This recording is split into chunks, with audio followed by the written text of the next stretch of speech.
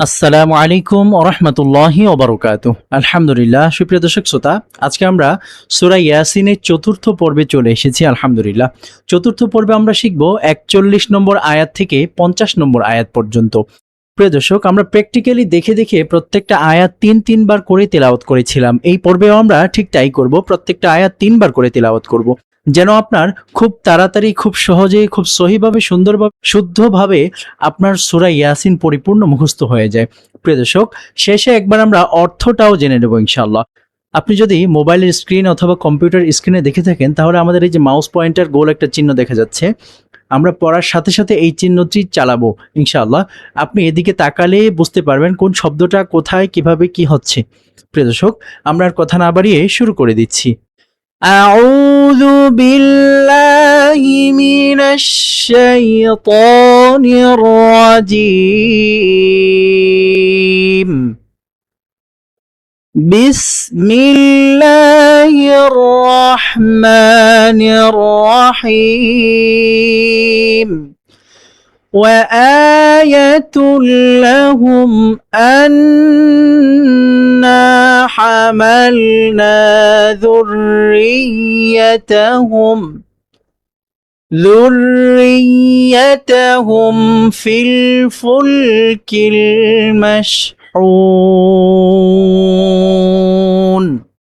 وآية لهم أنا حملنا ذريتهم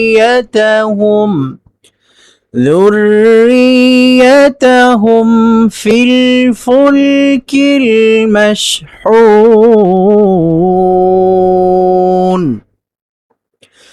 وآية لهم أنا حملنا ذريتهم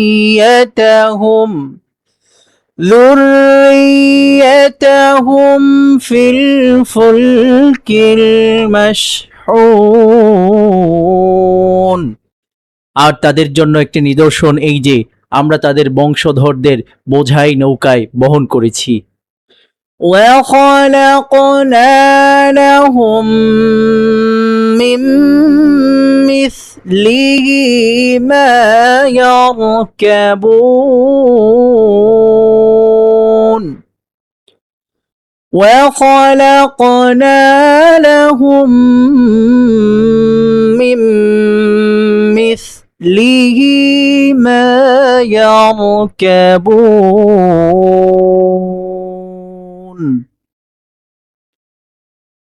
وخلقنا لهم من مثله ما يركبون. এবং তাদের জন্য এর অনুরূপ আরো বাহন সৃষ্টি করেছি যাতে তারা আরোহণ করে। وَإِن نَّشَأْ نُغْرِقْهُمْ فَلَا صَرِيخَ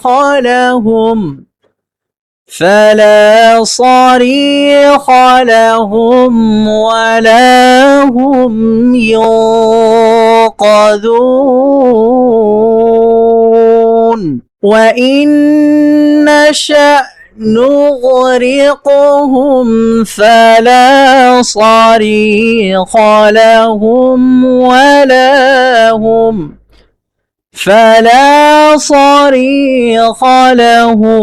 ولا هم ينقذون. وإن نشأ نغرقهم فلا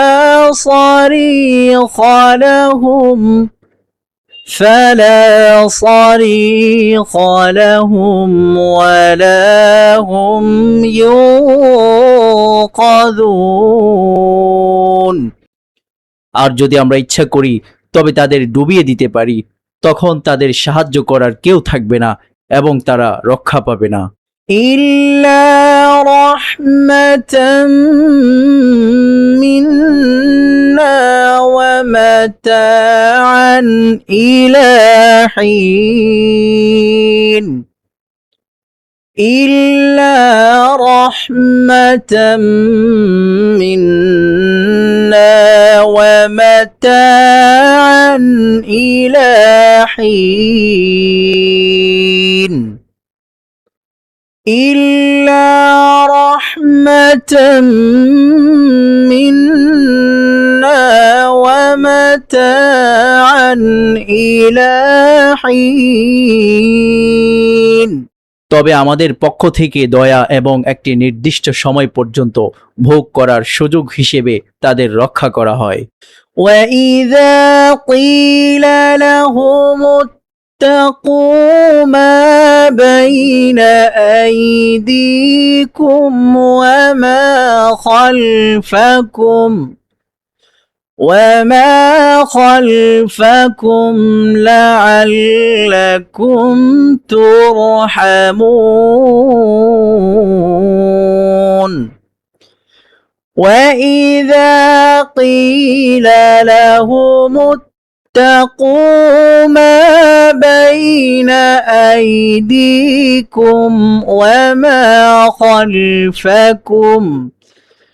وما خلفكم لعلكم ترحمون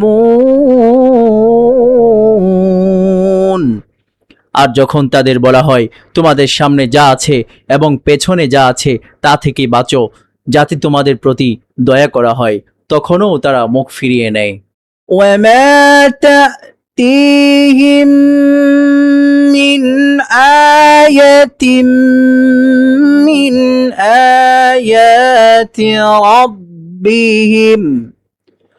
من آيات ربهم إلا كانوا عنها معرضين وما تأتيهم من آية من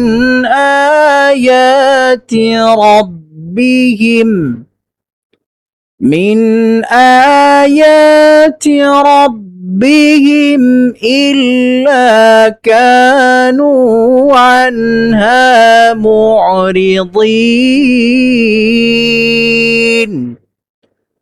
وما تأتيهم من آية من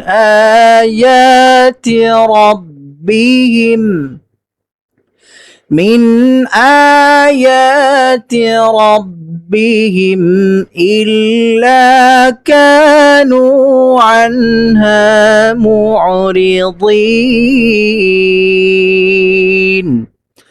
তাদের নিকট তাদের রবের নিদর্শন সমূহের কোনো নিদর্শনই আসে না কিন্তু তারা তা থেকে মুখ ফিরিয়ে নেয় وَإِذَا قِيلَ لَهُمْ أَنفِقُوا مِمَّا رَزَقَكُمُ اللَّهُ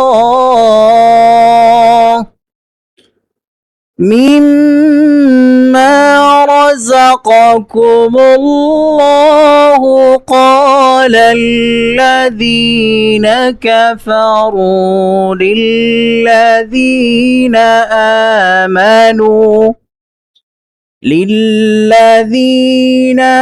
آمنوا أنطعم من لو يشاء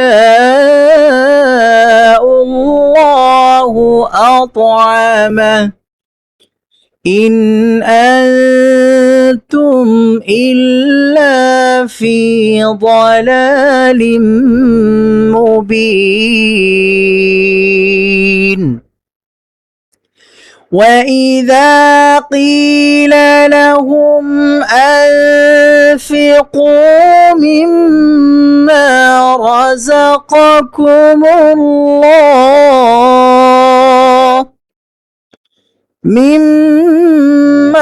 رَزَقَكُمُ اللَّهُ قَالَ الَّذِينَ كَفَرُوا لِلَّذِينَ للذين آمنوا أن نطعم من لو يشاء الله أطعمه إن أنتم إلا في ضلال مبين وإذا قيل لهم أنفقوا مما رزقكم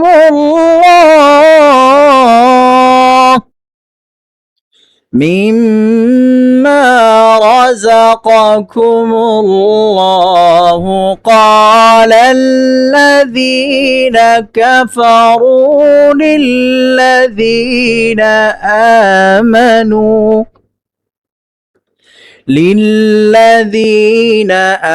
آمنوا أنطعم من لو يشاء الله أطعمه إن أنتم إلا في ضلال মুবিন। আর যখন তাদের বলা হয় আল্লাহ তোমাদের যে রিজিক দিয়েছেন তা থেকে ব্যয় করো, তখন কাফিররা মুমিনদের বলে, আল্লাহ ইচ্ছা করলে যাকে খাওয়াতেন আমরা কি তাকে খাওয়াবো? তোমরা তো স্পষ্ট বিভ্রান্তিতেই আছো। ويقولون متى هذا الوعد إن كنتم صادقين ويقولون متى هذا الوعد إن كنتم صادقين ويقولون متى هذا الوعد إن كنتم صادقين আর তারা বলে, তোমরা যদি সত্যবাদী হও তবে এই প্রতিশ্রুতি কিয়ামত কবে আসবে? মা ينظرون إلا صيحة واحدة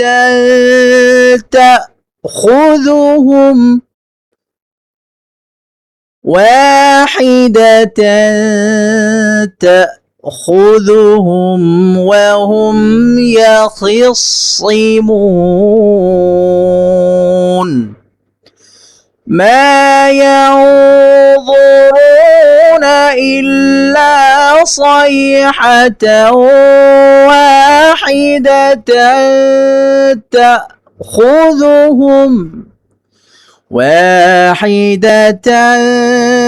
تأخذهم وهم يخصمون ما ينظرون إلا صيحة واحدة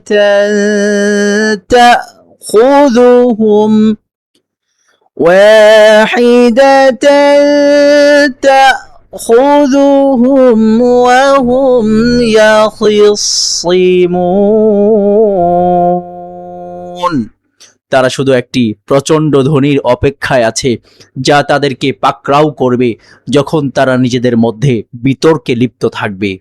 فلا يستطيعون توصية ولا إلى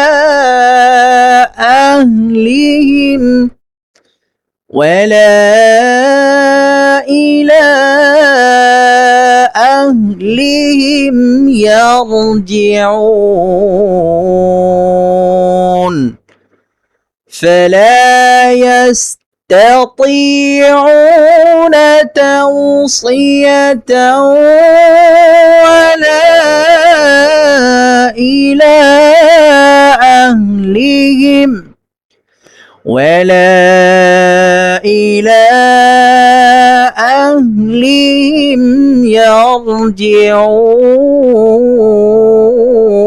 يرجعون فلا يستطيعون توصية ولا إلى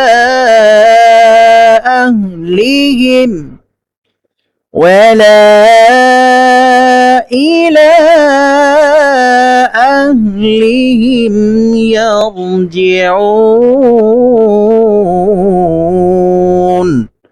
তখন তারা কোনো ওসিয়ত করারও সুযোগ পাবে না এবং নিজেদের পরিবারের কাছেও ফিরে যেতে পারবে না। আলহামদুলিল্লাহ, প্রিয় দর্শক শ্রোতা, আমরা সূরা ইয়াসিনের ৪র্থ নম্বর পর্ব অর্থাৎ ৪১ নম্বর আয়াত থেকে ৫০ নম্বর আয়াত পর্যন্ত মুখস্থ করতে পেরেছি। আলহামদুলিল্লাহ, তিনবার করে তিলাওয়াত করেছি। প্রিয় দর্শক, আমাদের কতটুকু মুখস্থ হলো, কতটুকু মজবুত হলো, এটা দেখার জন্য আমরা শুরু থেকে নিয়ে শেষ পর্যন্ত মাত্র একবার করে পড়ার চেষ্টা করব ইনশাআল্লাহ। প্রিয় দর্শক, চাইলে আপনি আমার সাথে তালে তাল মিলিয়ে পড়তে পারেন অথবা খুব মনোযোগ সহকারে তেলাওয়াতটি শ্রবণ করতে পারেন।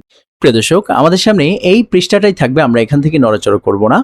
এই পৃষ্ঠাটা থাকা অবস্থায় আমরা তেলাওয়াত করে শেষ করব ইনশাআল্লাহ।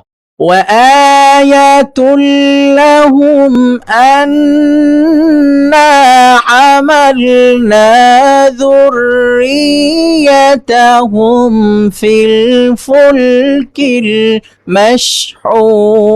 المشحون وخلقنا لهم من مثله ما يركبون وإن نشأ نغرقهم فلا صريخ لهم ولا هم ينقذون إلا رحمة منا ومتاعا إلى حين وإذا قيل لهم اتقوا ما بين أيديكم وما خلفكم لعلكم ترحمون وما تأتيهم من آية من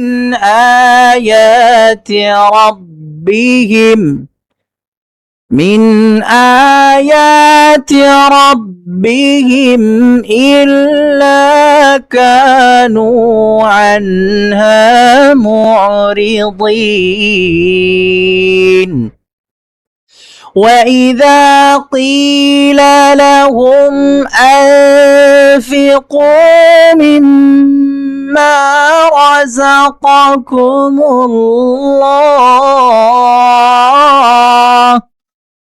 رزقكم الله قال الذين كفروا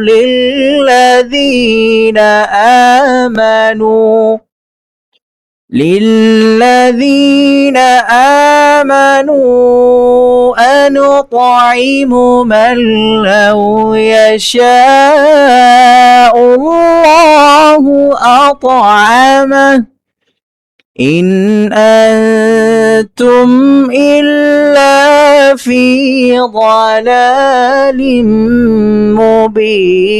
مبين ويقولون متى هذا الوعد إن كنتم صادقين ما ينظرون إلا صيحة واحدة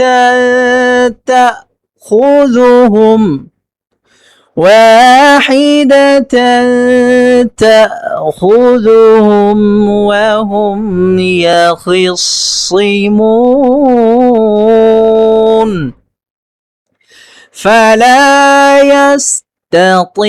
يستطيعون توصية ولا إلى أهلهم ولا إلى أهلهم يرجعون صدق الله العظيم আলহামদুলিল্লাহ প্রিয় দর্শক শ্রোতা, আশা করছি আপনার সূরা ইয়াসিনের 41 নম্বর আয়াত থেকে 50 নম্বর আয়াত পর্যন্ত আপনার মুখস্থ হয়ে গিয়েছে। যদি মুখস্থ না হয়ে থাকে, পেরেশানি টেনশনের কোনো কারণ নেই। এই সূরার সাথে আপনার পরিচিতি যদি কম হয়ে থাকে তাহলে কিছুদিন সময় লাগবে মুখস্থ করার জন্য।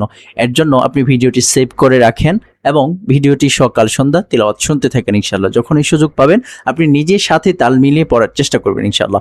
আশা করছি এই সহজ পদ্ধতিতে আপনি পড়লে অবশ্যই সূরা ইয়াসিন আপনার খুব তাড়াতাড়ি মুখস্থ হয়ে যাবে। প্রিয় দর্শক, এই তিলাওয়াতের ভিডিওটি অবশ্যই শেয়ার করে উম্মার মাঝে ছড়িয়ে দেবেন যেন অন্যান্য মানুষও সূরা ইয়াসিন পরিপূর্ণ মুখস্থ করতে পারে। প্রিয় দর্শক, এটা 4র্থ নম্বর পর্ব। ধারাবাহিক পর্বগুলো 1, 2, 3 নম্বর পর্ব আছে আমাদের এই ইউটিউব চ্যানেলে।